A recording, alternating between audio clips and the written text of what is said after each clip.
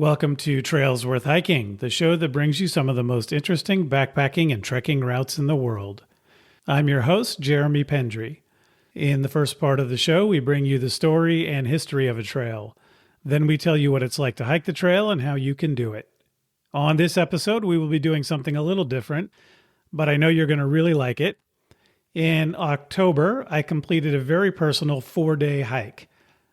I started from my front door where I live now and walked more than 30 miles to my mom's house, to the house I grew up in. To get there, I crossed a multitude of urban and urban-adjacent landscapes, including suburban, park space, inner city, quasi-urban, and coastal spaces. Even though you wouldn't want to do that hike, at least I wouldn't think so, you might want to do something similar. On this episode of Trails Worth Hiking, we'll talk about how you can design your own urban adventure.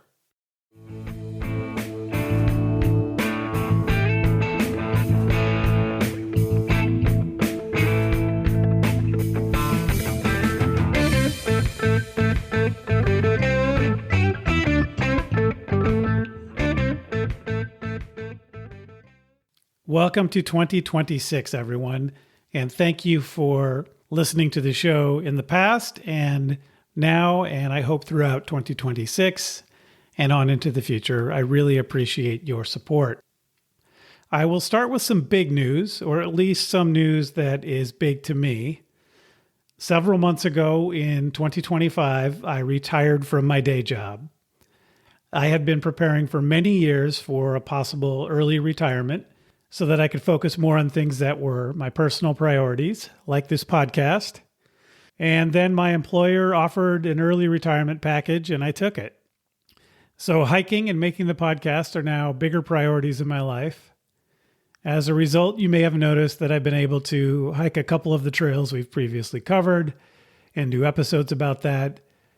I've also been able to do more hiking in general, which has been great. So what does this mean for you? Well, I've been able to do more bonus episodes, as you may have noticed. I've also started putting together episodes like this one based on special projects that I only now have time for, which I think will bring some new ideas and energy to the show. So I hope you have been enjoying those types of episodes and will continue to enjoy them. I also plan to develop other avenues to strengthen the community around the show, such as additional group hikes for listeners like I did last year, a better website, some live streaming potentially, and possibly even some merch coming in the future. All of that is in the works, so more to come on all of that in future episodes. But there's one more thing I want to mention right now. It has been a long time dream of mine to hike the Pacific Crest Trail, and now I have time to do it. And I recently obtained a permit to start the hike in the spring. I'll be hiking with my friend Mick Donaldson from England, who I met in 2024 on the Colorado Trail, and that we heard from on the Colorado Trail episode. I don't know how far I'll go. Of course, I'd love to do the whole trail in 1 year, but I've had back and hip problems over the years that have been giving me more and more trouble as I get older, and I will eventually have to have those dealt with. But for now, I will manage as best I can on trail, but I really don't know what I will be able to do until I try. So at a minimum, I'll be starting the hike this year, and we'll see how far I go. My goal is to finish it as soon as I'm able, whether that's this year or 2 years or 5 years from now. And I plan to keep you all updated as I go, primarily through the Instagram account for the podcast, at Trails Worth Hiking Podcast, which will be the easiest way to manage that. But I'll also record audio, as always, while I'm on the trail, and hope to bring you episodes at some point afterward, bringing my experience to you. But no promises. I really don't know how all this is going to go. In case you were wondering, which I know you are, yes, I plan to keep the episodes coming as much as possible, even while I'm out on the PCT. And here's how I plan to do that. I've recorded many interviews for episodes already, and will try to get them produced and scheduled before I head out. But I really don't know how much I'll get done before the clock runs out. You'd be surprised how busy this retired guy can get, especially now as I'm ramping up my physical training for the PCT. And with all the other things that happen in life, of course. And all the long overdue projects around the house that I've been doing. So many projects. And I'm not very good at any of them. So learning takes time. Anyway, I will get to as many of the episodes as I can before I leave so that you have a regular flow of episodes while I'm out hiking. One more thing about the PCT, I'm happy to report that, like for the Colorado Trail, Outdoor Herbivore will be sponsoring my PCT hike, and they will be sponsoring the show again in 2026 as well, which definitely helps ease the burden of the expense of my food needs during the hike. And with their great through hiker service, where they ship my meals to places I can pick them up during the hike, I will be well stocked with Outdoor Herbivore meals along the PCT, like I was on the Colorado Trail. So more on that to come as well. As I mentioned, Outdoor Herbivore is sponsoring the show again, and we've decided to continue the discount code TWH10P in effect for the first part of the year. So it'll be in effect for the first few months of 2026. And then when I get on the PCT, assuming all goes as planned, we will do some special promotions related to that and change things up then.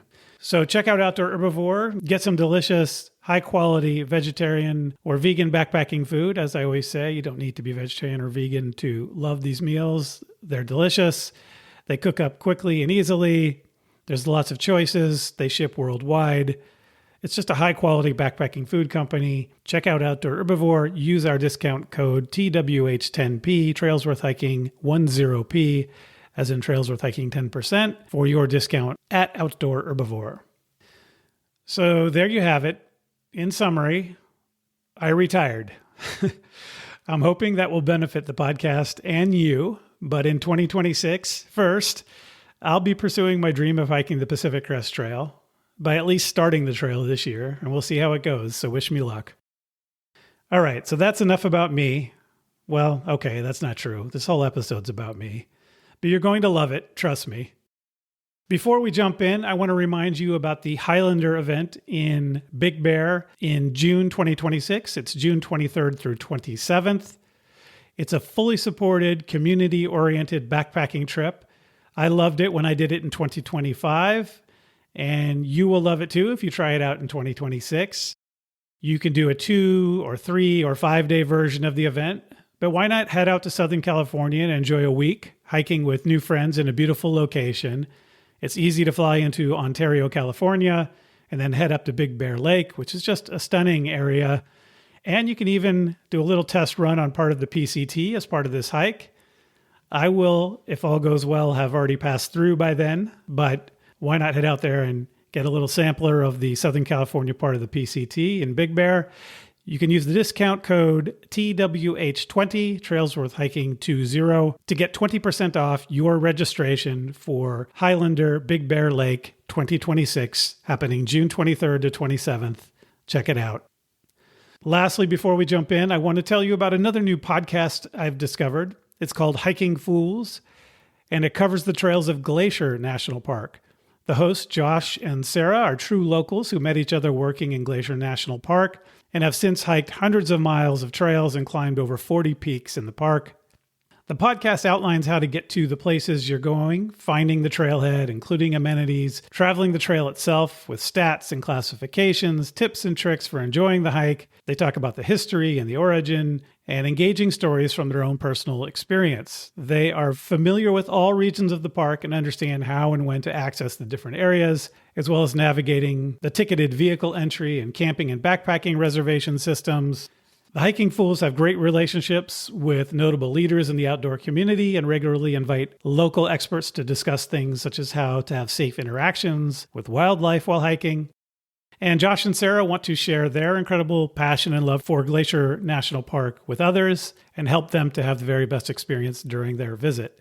I like their laid-back approach and local knowledge, and I think you will too. So if you've ever considered a trip to Glacier National Park, check it out. I took my kids to Glacier when they were young, and this would have been a great resource for me to have had back then. It's called Hiking Fools. Check it out in all the usual places through the podcast apps that you normally use. And on Instagram at Hiking Fools MT, I believe, or Hiking Fools Montana. Hiking Fools, great podcast as a resource for Glacier National Park. All right, let's jump in. Not every adventure has to be in deep wilderness. Human-built landscapes can be fascinating as well. They provide not only human-built spaces, but of course also interactions with people. And particularly because, unlike when you're backpacking or trekking, the people you meet in urban locations aren't hikers. They're just locals that generally have nothing to do with the tourist industry. Though there are intersections with natures and parks and tree-lined streets, and maybe there's natural obstacles like hills and weather. The bottom line is that everywhere, or almost everywhere, is interesting in some way if you let yourself see it with fresh eyes. So on this episode, we're going to talk about urban landscapes, and in particular, a hike I designed and completed as an example of what you might consider. On this episode, we'll do three things. First, I'll tell you about the hike I planned and how and why I made the decisions I did. Then I'll give you my takeaways from the hike and give you my thoughts on the important elements of designing an urban adventure. And lastly, I'll let you listen in and hear some of the highlights from the actual hike as I experienced it from some of the audio I captured during the hike. So let's start with the hike itself. I live in the San Francisco Bay Area. Specifically, I live in the East Bay in a town called Walnut Creek in central Contra Costa County. I've lived here for more than 20 years. Before that, I lived in Los Angeles for 16 years. But before that, I grew up in Pacifica, California, a coastal town south of San Francisco. It was a great place to grow up. It's close to San Francisco, but it feels a world apart. It still feels that way today. It stretches for about 6 miles along the coast of the Pacific Ocean. A lot of the time it's foggy, but in September and October, the fog clears up and Pacifica is one of the most beautiful places you'll ever see. It's hilly and has valleys, and you have long vistas of dramatic coastline. And on the clearest days, you can see the Farallon Islands 28 miles offshore. As a kid, it was an outdoor playground for me. I grew up in a district called Pedro Point, overlooking the ocean at the south end of town. We moved there when I was 1 year old because my dad wanted to be close to the ocean so that he could surf every day. Growing up, my dad was an elementary school teacher and did surf a lot, either early in the morning or in the evenings, and if the waves were really good, sometimes even when he should have been teaching. And in the summers, during his summer breaks from teaching, he salmon fished. And not just for fun. He even had a commercial fishing license, not just a sport license, and he sold his catch to friends or to market. He built his own wooden 16-foot boat, and he and his friends built boat docks on a private part of the beach. The docks are still there, though sadly the salmon industry in that area is pretty much gone. There just aren't enough salmon left anymore in that bay. I grew up hiking in the hills behind our house on trails used by a local dirt bike motorcycle club, and hiking along the coast on an old railroad right-of-way that you could still follow. I spent days playing in the tide pools or going boogie boarding in the cold Northern California water on Lindemar Beach, which today officially called Pacifica State Beach, but hey, as a local, you call it Lindemar Beach. Anyway, that area is an enormously popular surfing spot, with the famous NorCal surf shop being there. But back then, it was somewhat of a hidden gem. My friends and I had the run of the place. We played games all over Pedro Point, explored the coast, the local creek, and everywhere we could. We spent summers sleeping outdoors on the ground in sleeping bags in an abandoned field near my house. Pacifica is really where my love of hiking and exploring the outdoors was formed. And I'm forever grateful to have been raised there. And today, my mother still lives there, in the house I grew up in.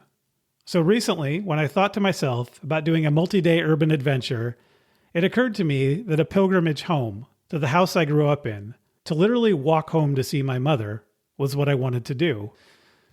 So now I had a personally meaningful objective, so then I had to decide how to do it. Where I live is roughly a 45-minute drive to my mother's house in Pacifica. But what would that look like as a walk?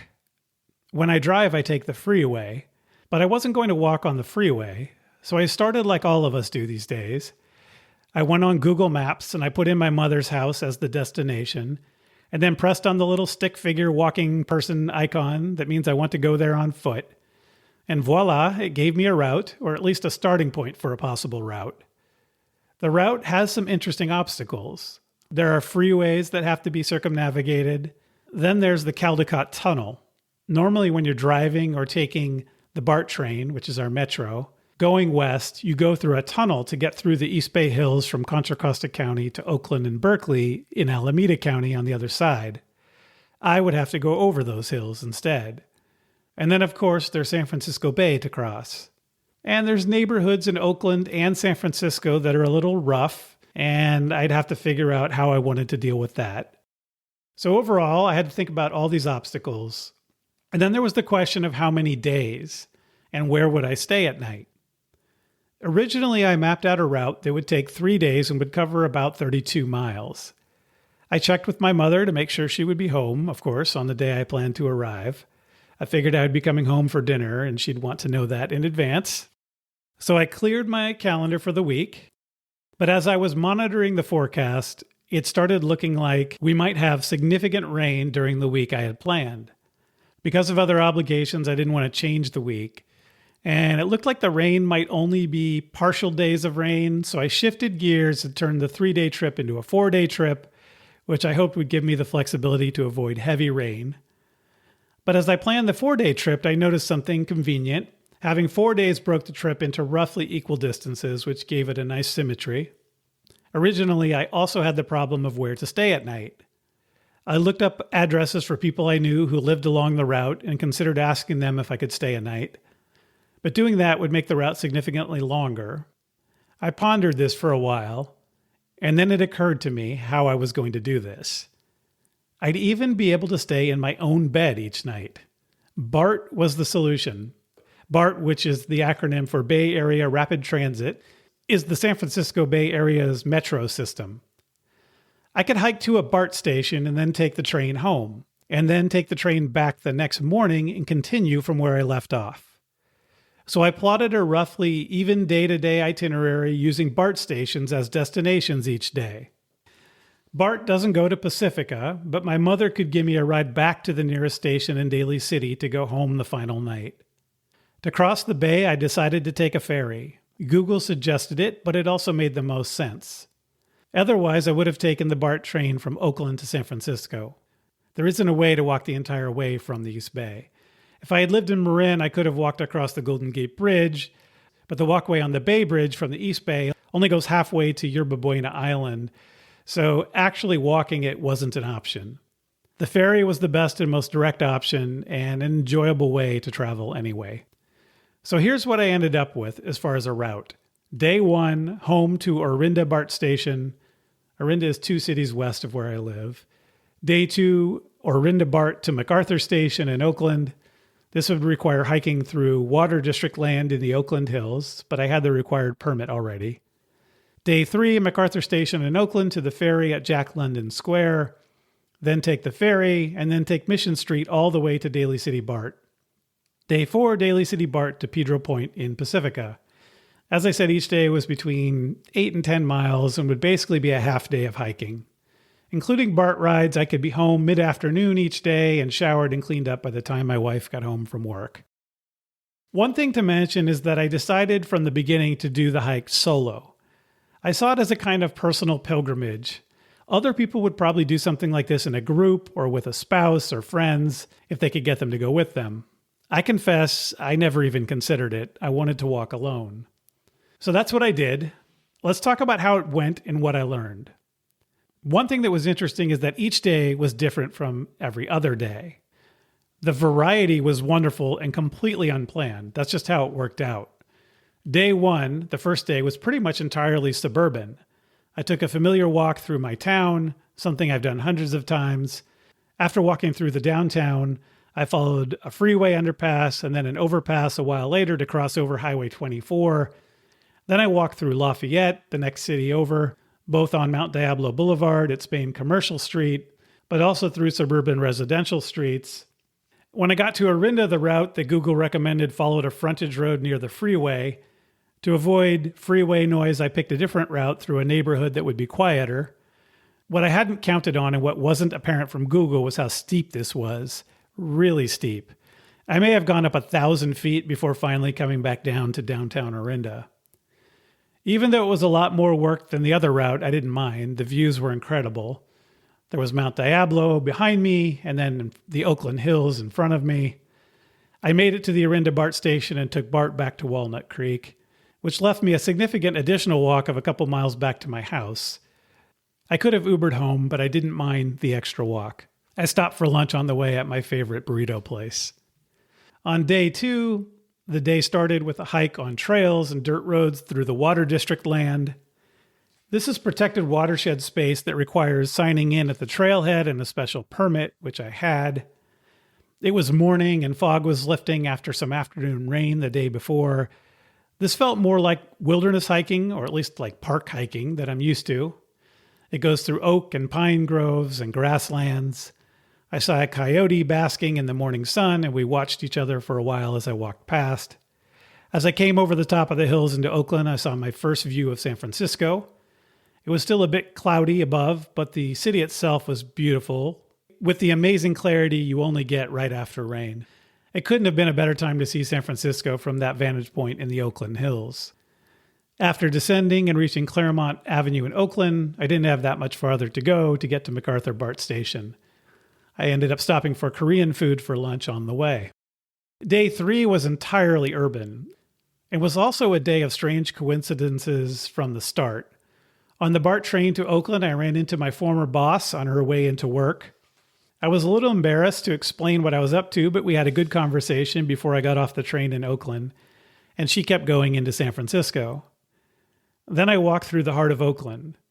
Oakland has some wonderful neighborhoods with neat historic craftsmen or even Victorian homes, and some neat Art Deco buildings in its downtown. But it also has its economic and social challenges.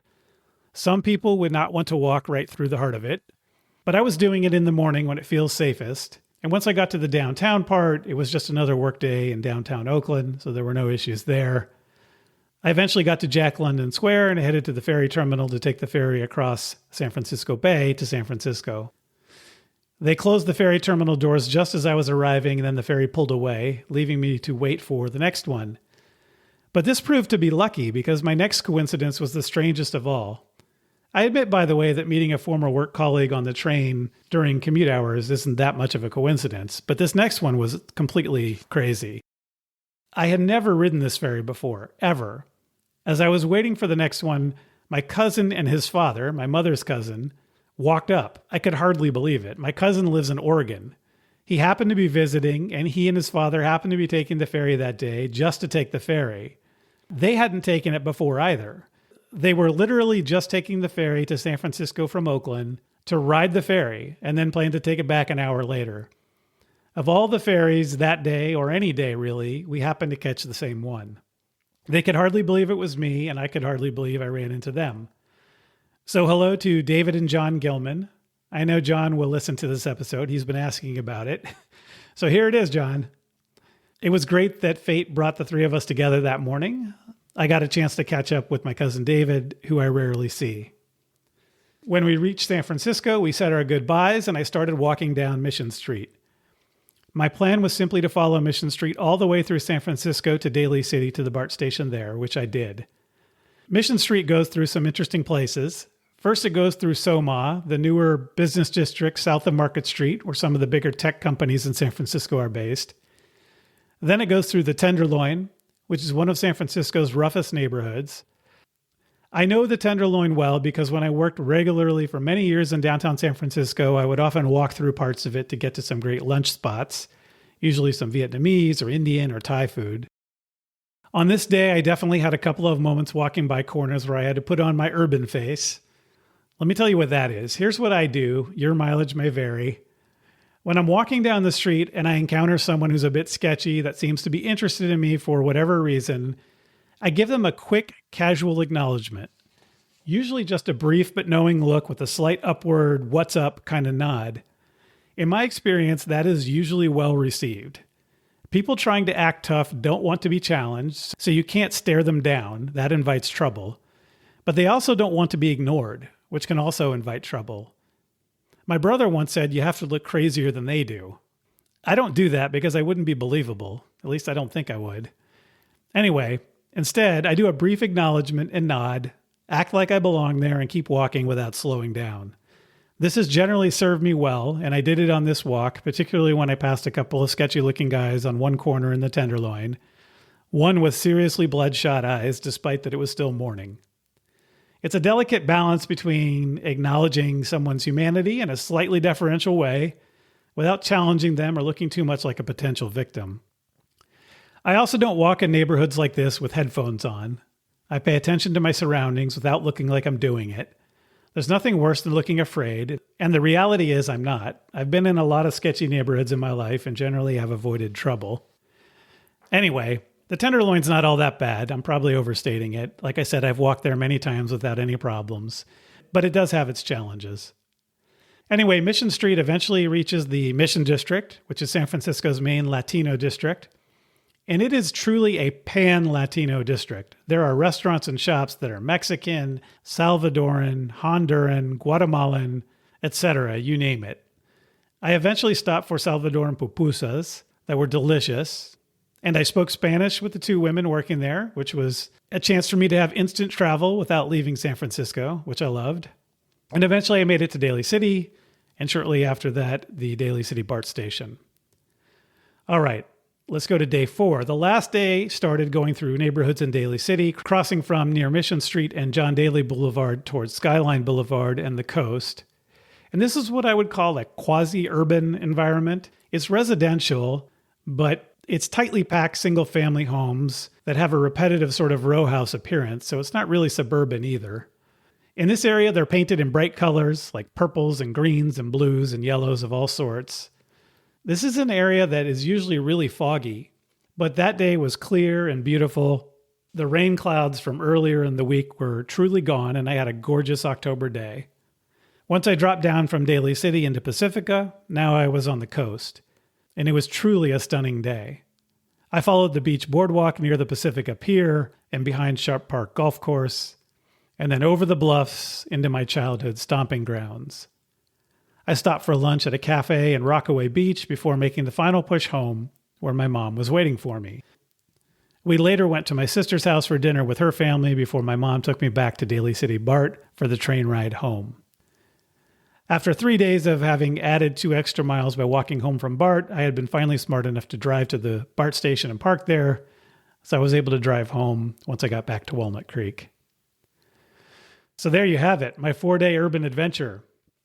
Let me give you my observations from the walk, and then I'll give you my thoughts on some principles to keep in mind for planning your own urban adventure. It was great to be in a familiar space, taking the route from my house to my childhood home. It was amazing to be able to see it foot by foot and see how the space is connected. The landscape between both places is now forever cemented in my mind. I really know, as you can only learn by walking, the entire terrain between them. A long-distance urban adventure lets you see how neighborhoods change. You see ethnic pockets that you think will keep going but then suddenly don't and are replaced by something else. Or you see overlapping ethnic pockets. Like in one place, I saw a Chinese restaurant whose name was written in Spanish, which I thought was interesting. You also see daily life happening, shops and restaurants open for the day. Shops you couldn't have imagined exist, like a bizarre gothic role-play gaming store in Oakland, or a store in the Excelsior district of San Francisco dedicated entirely to Honduran soccer. You see workers build and repair things. In the tougher neighborhoods, you see human tragedy, unfortunately, the effects of substance abuse and homelessness. You realize urban spaces have enormous variety. There's, of course, park space. There's also urban street space. But even within the urban street spaces, things are not uniform. Residential neighborhoods differ from each other. Subtle wealth and class differences are apparent in how well homes are kept up. Business districts vary in their liveliness. Nightclub districts look strangely vacant in daytime. And ethnic neighborhoods transport you to another place. Architecture and human design matters in how you experience the space.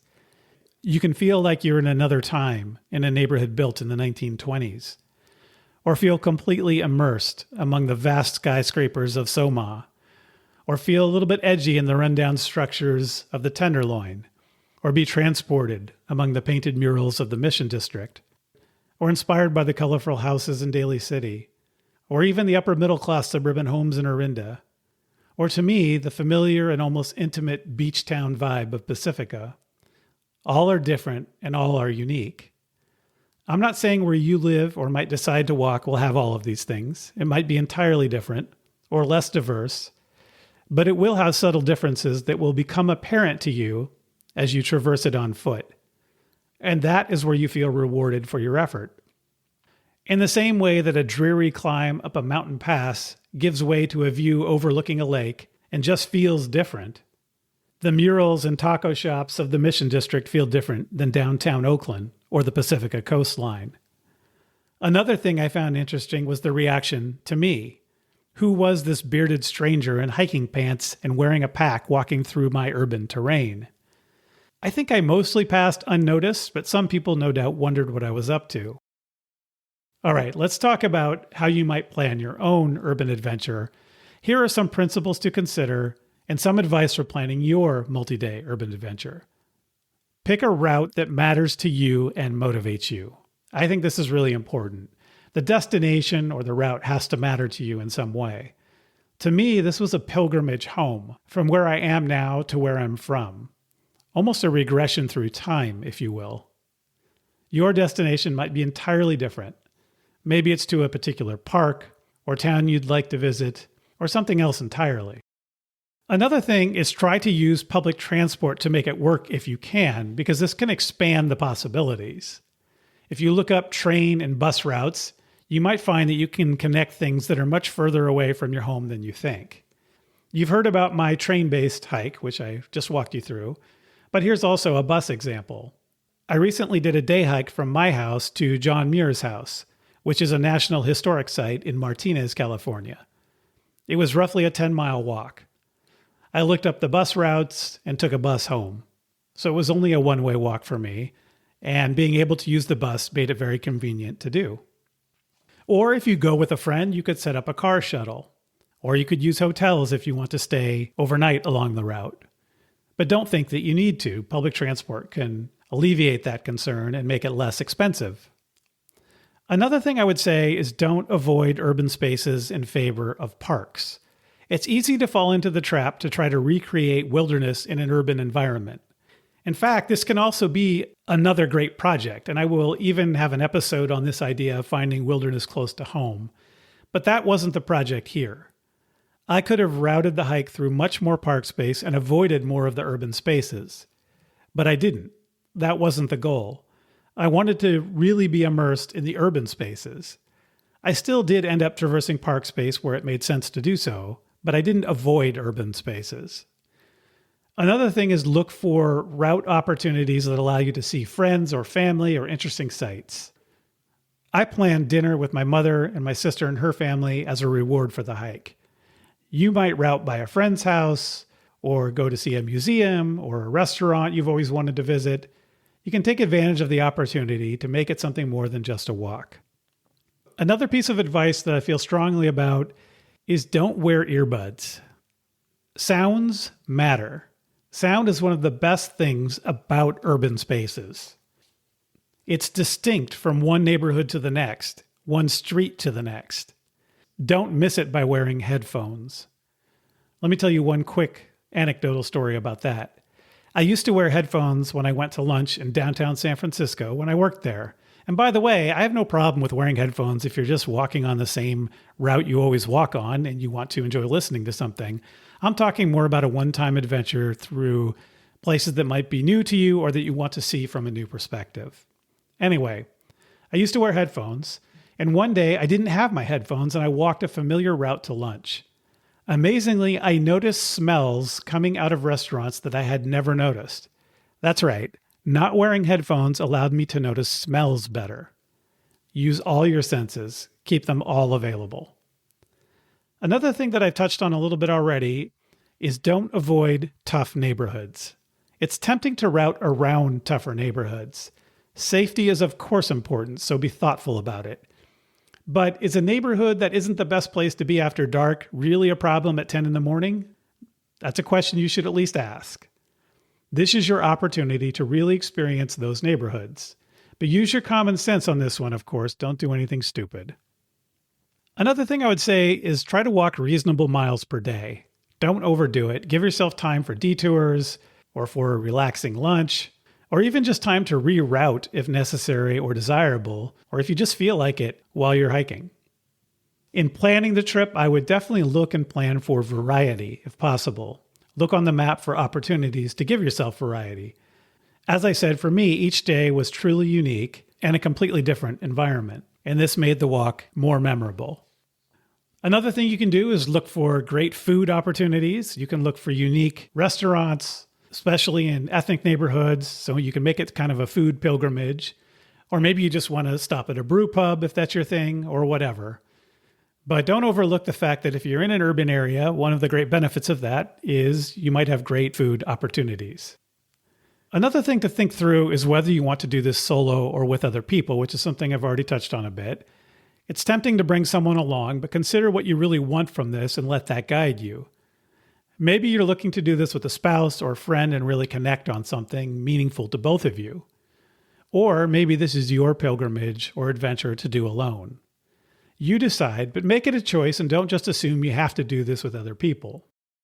Lastly, I would say to plan the route, it's really convenient to start with Google Maps, but feel free to modify it. The most direct route is not always the best route. Okay, now I'd like to let you hear some of how this hike unfolded from my perspective as I experienced it. Of course, it was my walk, but I really enjoyed going back and listening to this audio and experiencing the hike again, or at least some interesting moments of it, so I think you'll enjoy that too. I've already walked you through some of how this went day to day, so you'll have context for some of the audio, but I've also done my best in the audio to narrate what's happening. So enjoy it, and I'll circle back to wrap up after the audio.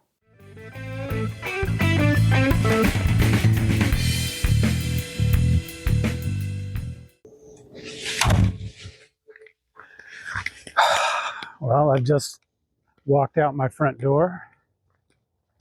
It's a crisp autumn morning in October.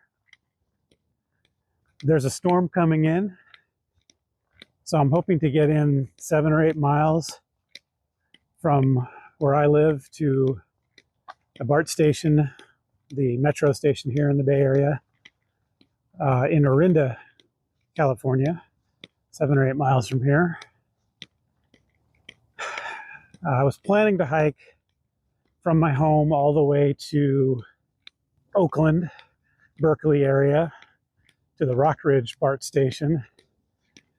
But I was going to do that in one day, but I've decided to break it up into 2 days because of the storm coming in. So I'm off and we'll see how this goes. So it's Monday morning and I'm walking on the suburban streets where I live. And even though this is an area I walk all the time, pretty much every single day, for some reason, when I'm starting out on an adventure like this, even walking in my own neighborhood becomes an adventure. I met someone new, a guy named Bill, walking his dog, really nice guy. And we talked for several minutes as we were walking. And it's funny, on most days of the week when I walk in the same neighborhood, I don't meet somebody new. But maybe because I'm walking without headphones, it's a little more inviting to talk to people. And the adventure has already begun.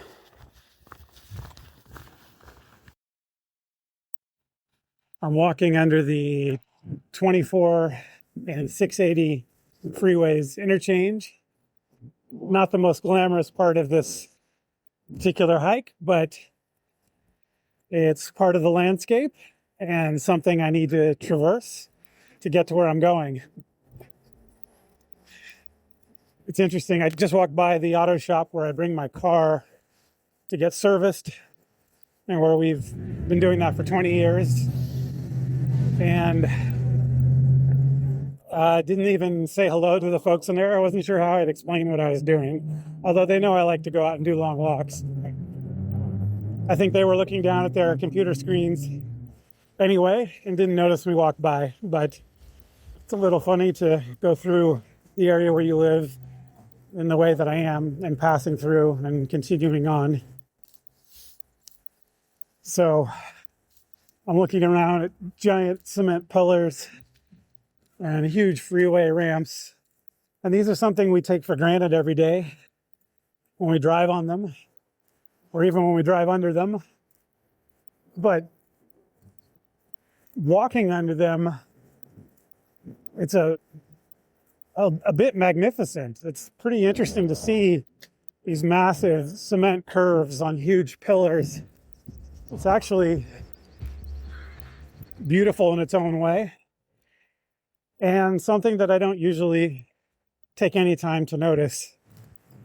And so here I am on my way toward Orinda today before the storm comes in, and actually enjoying walking under a freeway. Go figure. Well, I've made it to Orinda, but not to the BART station yet, and not to the main town center yet. I decided to take a detour from the road along the freeway and go up through a neighborhood to avoid the freeway sounds. But what I didn't realize is that I basically just included a massive summit climb, as the neighborhood is really steep, and I've been climbing up and up and up. I think I'm getting close to the top of a road that will then drop back down toward Orinda's downtown near the BART station. But yeah, I really added significant uphill that I didn't have to do, but to be honest, I'm glad I did. There's some really beautiful views, and the homes up here are beautiful and have some great views of Mount Diablo and of the Briones open space, and I'm enjoying the walk nonetheless. Well, here I am in Orinda. I finished today's hike in about 3.5 hours. It was about 8.5 miles maybe. And I'm sitting on the BART platform waiting for the train to take me back to Walnut Creek. It was a pretty good hike overall. And I'm looking forward to tomorrow, going from Orinda over to the Berkeley, Oakland area. All right, it's day 2. I took BART back to Orinda and left the station, and now I'm in East Bay Mud, which is our water district, EBMUD. I'm on their property. You have to have a special permit to use the water district property for hiking, and you have to sign in at the trailhead, which I did. And I'm going to be going up and over the East Bay Hills. The road and the BART train both go through tunnels, but to walk this section, I need to ascend over the top of the hills and drop into the Berkeley, Oakland area. So here we go. We had pretty heavy rain last night. It was the first big rain of the season. So the trail is quite a bit muddy, and we have this adobe soil that is the top few feet of soil here in the East Bay of the Bay Area. It's really thick, gooey mud, and so you end up with these big cakes of mud on your shoes. I think it'll eventually drop off once I get back on the pavement and on city streets, but for now I feel like I'm walking with a cushion on my shoes, and they're a little heavier than they normally would be. I hear a car alarm in the distance down below me as I'm starting to head up into the hills away from the streets of Orinda. There's some fall colors starting. It's mostly oak savanna, kind of oak woodland, but there's a lot of poison oak, which is not technically oak, but it's a bush. The poison oak tends to change colors earlier in the season than a lot of the other plants, and so they're a bright red, kind of pinkish red right now. Some of the oaks here are deciduous. Actually, most of them are. So most of the oaks here drop their leaves in the winter, but there are some evergreen oaks as well. And we had, as I said, some heavy rain last night, but the sun is trying to peek through clouds today. There is a chance of rain today, but it's supposed to be a lot less even if it does come. But things are looking pretty good right now. I see a flock of wild turkeys up ahead of me on a ridge in front of me. And there's fog lifting from the top of the hills that I've got to climb over in front of me.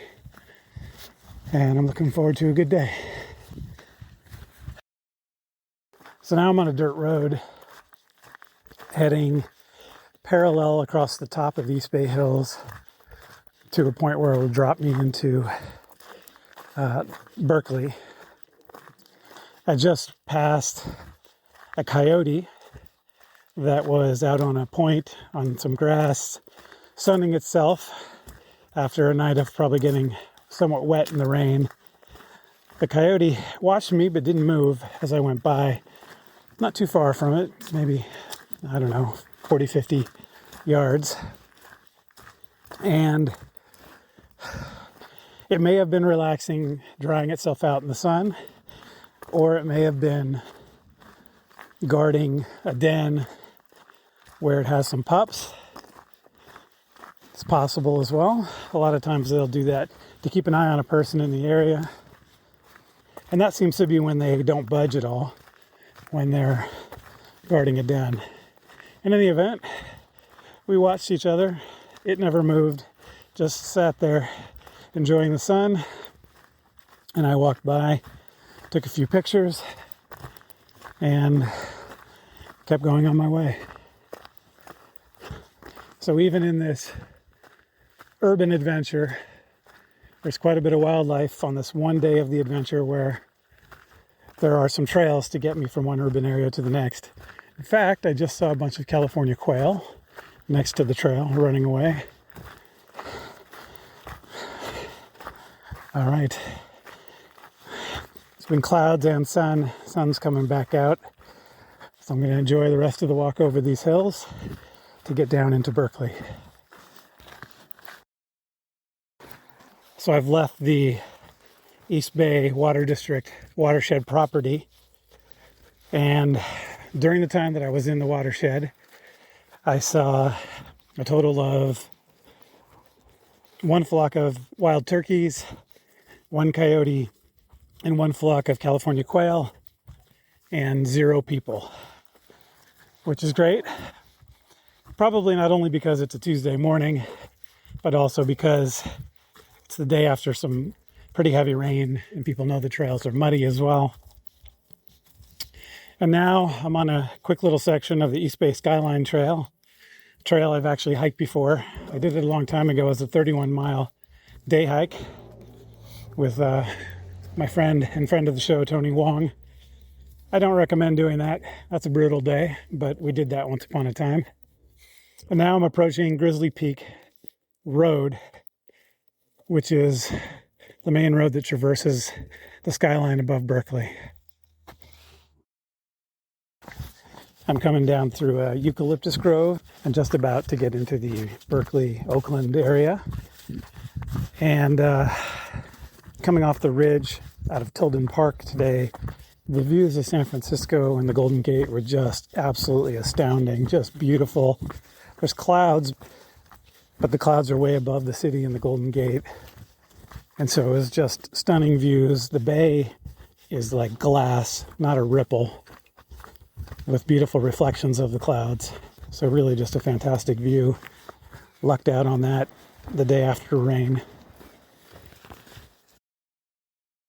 Well, I'm now at MacArthur BART station. The BART train is approaching.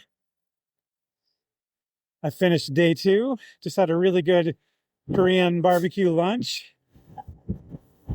And here comes the train into the station. And I'll be heading back home. And we'll be coming back here in the morning to continue. Another great day. I just got off the BART train and I'm in Oakland for the beginning of day 3 of my walk. On the BART train, I ran into an old work colleague who was on her commute to the office, and it was great to catch up, but also a little strange that me, now as someone who's retired from that life, was on the train to get to a place to start hiking, although she thought that was fantastic. In any event, it was good to see her, and good to know that I still have connections throughout the Bay Area, even though I'm not in the workforce anymore. Anyway, on with the beginning of today.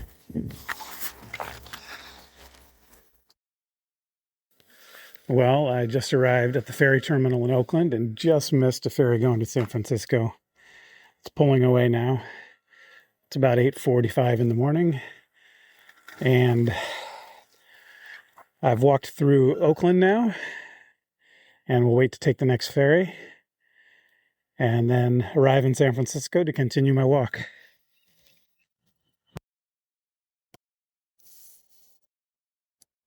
So you guys are really just doing a ferry ride? That's basically it. We're gonna walk around for an hour over there, just like between ferry rides. Yeah. And so wait, your dad lives in Berkeley? Yeah. Okay.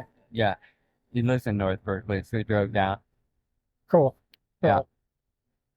I started today at MacArthur Station. So the first day I started at my house, I went to Orinda. Okay. Second day I went over the hills yesterday down into Oakland. Okay. And that took some effort getting up and over and down. Yeah. And then you basically like hiking from BART station to BART station. That's what I've been doing. Yeah. That's brilliant. Like today I'm going to try to get to Daly City BART and then just take it all the way home. Wow. And then tomorrow I'm going to go back to Daly City and then walk all the way to my mom's house, and then she's going to drop me at BART in the evening after dinner. So what's the route? Do you have a nice route, or is I'm just using Google Maps, and it tells me the best walking route. Oh, does it? Yeah. Does it give like nice little paths or it's side mostly roads like or the whatnot? easiest route, like the most quick route, but I can adjust from there. Figure it out. Yeah. Like today, I think I'm just going to take Mission Street all the way. It basically goes from the ferry building all the way to Daly City BART. And it goes through lots of interesting neighborhoods. So I think I'm just going to just stay on that the whole way. Right. Get some urban renewal projects. Yeah. Get some super like Hispanic. I get some great lunch. Yeah. Lunch, Get some tacos or something. Yeah. I made it to downtown San Francisco, and man, this has been the strangest day so far. I got to the ferry in Oakland, and while I was waiting for the ferry, I ran into my cousins. My mother's cousin John, and his son, my cousin David, who I was very surprised to see. David lives in Oregon, but was down visiting and taking a ferry ride with his dad out to San Francisco.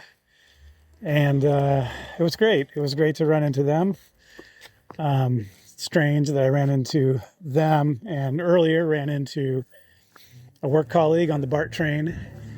Even though I'm in a massive metropolitan area with millions of people, I've already run into 3 people I know on the same day. Very strange, but nonetheless, there you have it.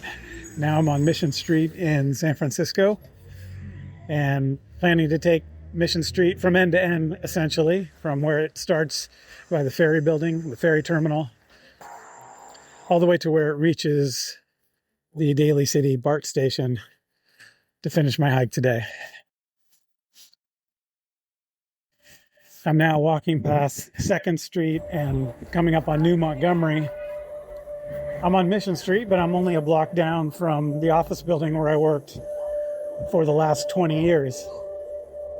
So it's a little bit odd to be here carrying my day pack, wearing my hiking clothes, coming by the building where I worked as a professional for so long.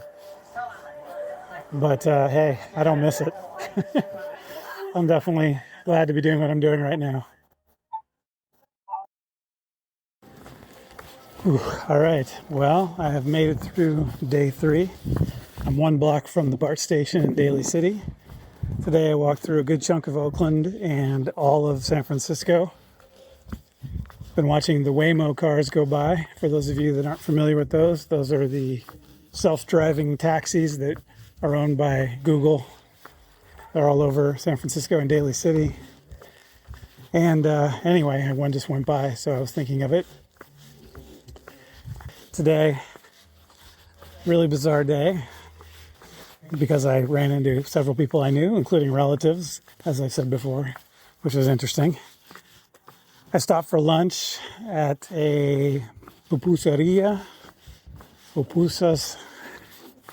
or a Central American kind of food, kind of like a stuffed pancake, but savory, not sweet. In any event, they were delicious. Got to practice some Spanish. And now I'm arriving at the BART station, and there you go, end of day 3. I'll be getting on the train going home. And tomorrow, the final leg all the way to my mother's house, the house I grew up in Pacifica. Until then, I've just gotten off the BART train in Daly City on the final morning of the final day of my hike, taking the pedestrian underpass to get across John Daly Boulevard from the Daly City BART station and looking up at the BART tracks. And it's a clear day for the first time in 4 days. We had rain the first couple of days and cloudy yesterday, but today looks like a beautiful day. And I'll be walking into Pacifica and then along the coast for a good part of the day. So I'm looking forward to a good final day of hiking, of both urban and coastal hiking. I'm walking through Daly City, heading uphill, about to drop into Pacifica. And I'm noticing the row houses here. They're not connected to each other, but very close. They're all identical on the streets of Daly City in their original build, but lots of bright colors, different colors. There's pinks and blues and yellows. Very colorful homes.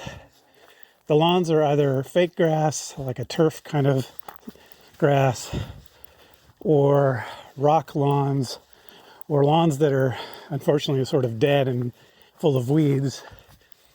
And that's because this area doesn't get a lot of sunshine. It gets a ton of fog a lot of the year. It's on a bluff above the coast.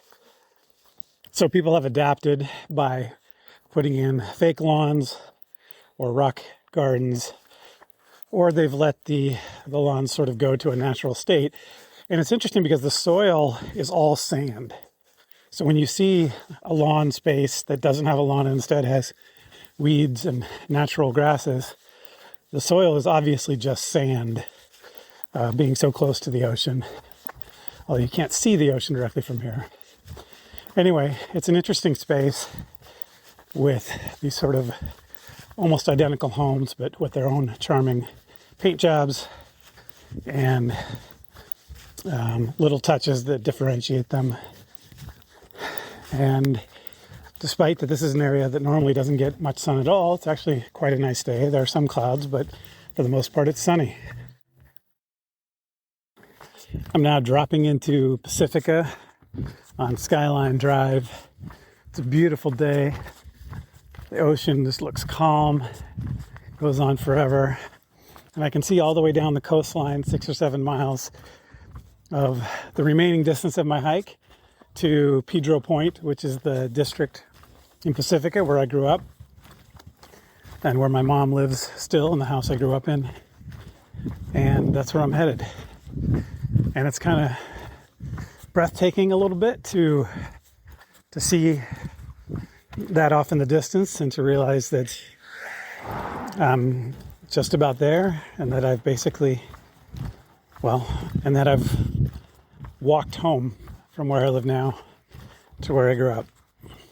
But a little bit more to go, a few hours more along the coast, and with such a beautiful day, it should be a nice walk with lots of great views as I get down to the coastline from where I am up high on Skyline Drive. I'm heading downhill now and looking forward to the rest of this walk. So I'm walking along the coast in Pacifica and traversing some of the same coastal cliffs that don't really have trails. They sort of have trails that you can follow that I traversed as a kid. And man, is it a blast from the past to feel what it's like to be walking along these ridges over the ocean through the same area that I grew up in, remembering things that happened at the time and enjoying the walk. I'm almost there. Well, I'm getting close to my destination, another mile or two at most. Hi there, Mom. I don't know if it's the hardest part at the end, but it's certainly close to the hardest part. Yeah, I'm taking the shortcut. That's the one. Hi. Good to see you. My little boy came home. Yes, your little boy came home. All right. That's a good walk. It is, It's isn't it? beautiful today. Yeah, I know. Look at it. That's incredible. Yeah.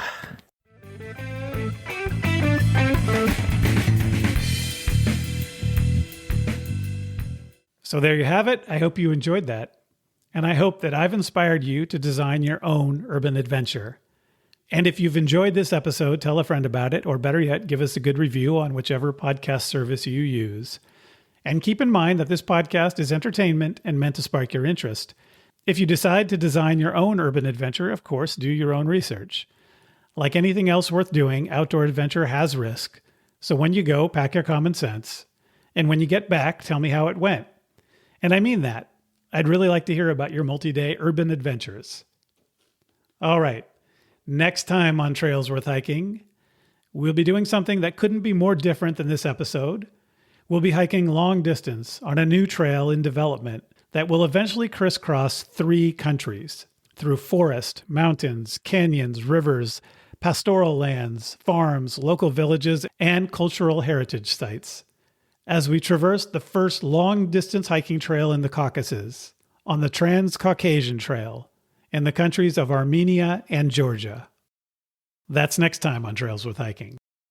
If you have any questions, ideas, or feedback, I'd love to hear from you at trailsworthhiking@gmail.com. And don't forget to follow us on Instagram at Trails Worth Hiking Podcast, where we have lots of great photos of the hikes. So that's it for this episode. I hope you enjoyed it. I thought it was fun, and I hope you did too. So start planning your next hike, and before you know it, you'll be on the trail. Thanks for listening.